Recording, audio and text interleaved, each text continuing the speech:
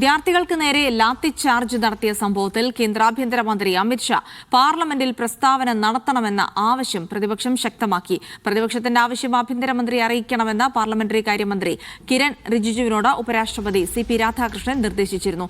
14 ദിവസമായി സഭയിൽ നിന്ന് വിട്ടുനിൽക്കുന്ന അമിത്ഷാ ഇന്നെത്തുമോ എന്നാണ് ഉറ്റുനോക്കുന്നത്. കേന്ദ്രമന്ത്രി ജിതിൻ റാം മാഞ്ചി MSME ഡെവലപ്മെന്റ് ഭേദഗതി ബിൽ ഇന്ന് ലോക്സഭയിൽ അവതരിപ്പിക്കുന്നുണ്ട്. ധനസുമോദ് വിവരങ്ങൾ നൽകും. സുമോദ്, അപ്പോൾ കഴിഞ്ഞ കുറേ ദിവസങ്ങളായി പ്രതിപക്ഷത്തിന്റെ പ്രധാന ആവശ്യം എന്ന് പറയുന്നത് ഈ വിദ്യാർത്ഥികളെ ആക്രമിച്ചതുമായി ബന്ധപ്പെട്ട് അതിലാരാണ് ഈ ഒരു അക്രമം അഴിച്ചുവിടാൻ നിർദ്ദേശം നൽകിയത് തുടങ്ങിയ കാര്യങ്ങളിൽ അമിത്ഷാ ഒരു വിശദീകരണം നൽകണമെന്നുള്ളതായിരുന്നു. പക്ഷേ വളരെ ന്യായമായ ആവശ്യമായിട്ട് പോലും സഭയിലെത്താനോ അത്തരമൊരു സ്റ്റേറ്റ്മെന്റ് നടത്താനോ അമിത്ഷാ തയ്യാറാകാത്ത പശ്ചാത്തലത്തിൽ കൂടിയാണ് രാജ്യസഭ അധ്യക്ഷൻ വരെ ഇടപെടുന്ന ഒരു സാഹചര്യം ഉണ്ടായിരിക്കുന്നത്. ഇനി അമിത്ഷാ ഏതെങ്കിലും തരത്തിൽ സഭയിലേക്ക് എത്താനുള്ള സാധ്യതയുണ്ടോ? മറ്റ് പാർലമെന്റിലെ പ്രധാനപ്പെട്ട നടപടിക്രമങ്ങൾ എന്തൊക്കെയായിരിക്കും ഇന്ന്? ഈ മഴക്കാല സമ്മേളനം അവസാനിക്കാനായി 5 പ്രവൃത്തി ദിവസം മാത്രമാണ് ഇനി ബാക്കി നിൽക്കുന്നത്. കഴിഞ്ഞ 20-നാണ് ആരംഭിച്ചത്. പാർലമെന്റ് തുടങ്ങിയ ദിവസം, ഈ സമ്മേളനം ആരംഭിച്ച ദിവസം തുടക്കത്തിലെ ഒരു വന്ദേ മാതരത്തിന് ശേഷം പാർലമെന്റിന്റെ സഭയുടെ വെളിയിലിറങ്ങിയതാണ് പ്രധാനമന്ത്രി നരേന്ദ്രമോദിയും ആഭ്യന്തരമന്ത്രി അമിത്ഷായും. പിന്നീട് ഇരുവരും ഈ പാർലമെന്റ് സഭയുടെ അകത്തേക്ക് എത്തി നോക്കിയിട്ട് പോലും ഇല്ല എന്ന് തന്നെയാണ് വാസ്തവം. അതേസമയം തന്നെ ഇവരെല്ലാം പാർലമെന്റിലെ ഓഫീസിലെത്തുന്നുണ്ട്, ഈ സഭയിലേക്ക് എത്തുന്നില്ല. രാജ്യസഭയിലേക്കും ലോക്സഭയിലേക്കും ഇവർ എത്തുന്നില്ല.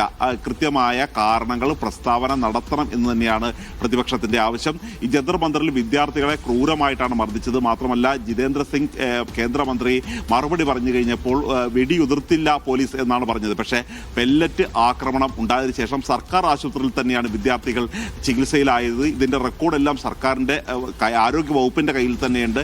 എന്നിട്ട് ഈ തരത്തിലുള്ള കേന്ദ്രമന്ത്രി നുണ പറയുകയാണ്. അദ്ദേഹത്തിനെതിരെ അവകാശലംഘന നോട്ടീസുമായി പ്രതിപക്ഷം ഒരു ഭാഗത്ത് നീങ്ങുമ്പോഴാണ് മറുഭാഗത്ത് അമിത്ഷാ സഭയിലെത്തണം എന്നുള്ള ഒരു ആവശ്യം വളരെ ശക്തമാക്കിയിരിക്കുന്നത്. ഇന്നലെ ചേംബറിൽ പോയി കണ്ടതിന് ശേഷമാണ് ഉപരാഷ്ട്രപതി CP രാധാകൃഷ്ണനോട് ഈ ആവശ്യം ഉന്നയിച്ചത്. അതിനുശേഷം അദ്ദേഹം സഭയിൽ എത്തിക്കഴിഞ്ഞപ്പോഴാണ് കിരൺ റിജിജുവിനോട് പറഞ്ഞത്, ഈ പ്രതിപക്ഷത്തിന്റെ വികാരം ഇതേപോലെ നിങ്ങൾ കൃത്യമായി അറിയിക്കണമെന്ന് പറഞ്ഞു. ആ സമയത്തും അമിത്ഷായെ പ്രതിരോധിക്കാൻ വേണ്ടിയാണ് കിരൺ റിജിജു ശ്രമിച്ചത്. ഏത് മന്ത്രി മറുപടി പറയണം, എപ്പോൾ മറുപടി പറയണം എന്ന് പറയാനായി പ്രതിപക്ഷത്തിന് അവകാശമില്ല എന്നായിരുന്നു കിരൺ റിജിജുവിന്റെ മറുപടി. പക്ഷേ പാർലമെന്ററി കാര്യമന്ത്രി എന്ന തരത്തിൽ തങ്ങളെ ചുമതലപ്പെടുത്തുകയാണ്. ഈ വികാരം കൃത്യമായി അറിയിക്കണം, അദ്ദേഹം വരണമെങ്കിൽ വരട്ടെ എന്ന് പറഞ്ഞ് ഒരു ഉപരാഷ്ട്രപതിയുടെ ഭാഗത്തുനിന്ന് ആദ്യമായിട്ടാണ് ഇത്രയും ശക്തമായ ഒരു ചുവടുവയ്പ് ഉണ്ടായിരിക്കുന്നത്. ഈ അസാധാരണ നിമിഷത്തിൽ തരിച്ചു നിൽക്കുകയായിരുന്നു BJP MPമാർ.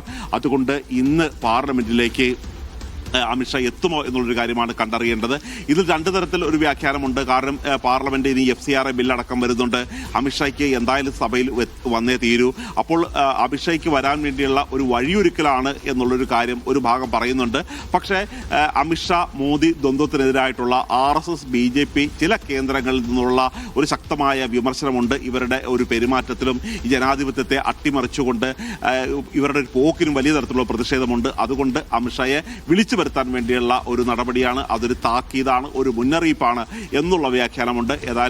ഏതാനും മണിക്കൂറുകൾ മാത്രമാണ് മുന്നിലുള്ളത്. 1.5 മണിക്കൂർ കഴിയുമ്പോൾ പാർലമെന്റ് നടപടികൾ ആരംഭിക്കും. ഈ സമയത്ത് അമിത്ഷാ വരുമോ ഇല്ലയോ എന്നുള്ളൊരു കാര്യമാണ് ഏവരും ഉറ്റുനോക്കുന്നത്. ശരി, അപ്പോൾ പ്രതിപക്ഷത്തിന്റെ ആവശ്യം കേന്ദ്രം പരിഗണിക്കുമോ? അമിത്ഷാ 14 ദിവസമായി പാർലമെന്റ് നടപടികളിൽ നിന്ന് വിട്ടുനിൽക്കുന്നു. ഇന്നെങ്കിലും അവിടെ എത്തി പ്രതിപക്ഷത്തിന്റെ ആവശ്യം പരിഗണിക്കുമോ എന്നുള്ളതാണ്. പ്രത്യേകിച്ച് രാജ്യസഭാ അധ്യക്ഷനടക്കം ഒരു നിർദ്ദേശം നൽകിയ സാഹചര്യത്തിലെങ്കിലും അതിനുള്ള സാധ്യതയുണ്ടോ എന്നുള്ള കാര്യങ്ങളൊക്കെയാണ് ഇന്ന് സഭാ സമ്മേളനത്തിൽ എല്ലാവരും ഉറ്റുനോക്കുന്നത്. ധനസുമോദാണ് വിവരങ്ങൾ നൽകിയത്.